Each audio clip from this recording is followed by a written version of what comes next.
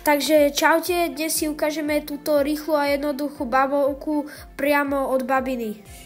Najprv si pridáme 150 g cukru kryštálového do takejto odmerky.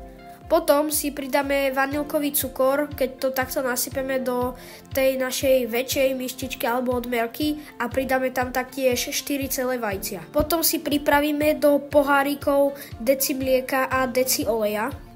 Takže potom si to začneme miešať v tej našej nádobe, pokiaľ nám nevznikne taká hustá pudingová hmota. Potom pridáme najprv mlieko a taktiež po mlieku aj olej. V ďalšom kroku tam nasypeme hladkú alebo polohrubú múku s kypriacím práškom.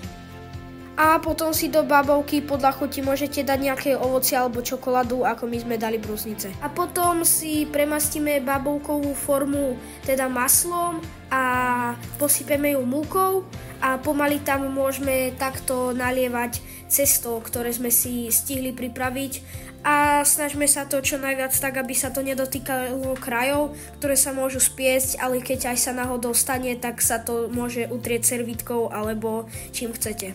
Babovku pečieme v teplote 180 stupňov približne 30 minút. Môžete do nej takto pichnúť aj nejakú tú špaľu, aby ste zistili, že či vám na nej ostane cesto a keď tam nejaké ostane, tak to ešte chvíľu nechajte, pokiaľ nebude pekne hnedá.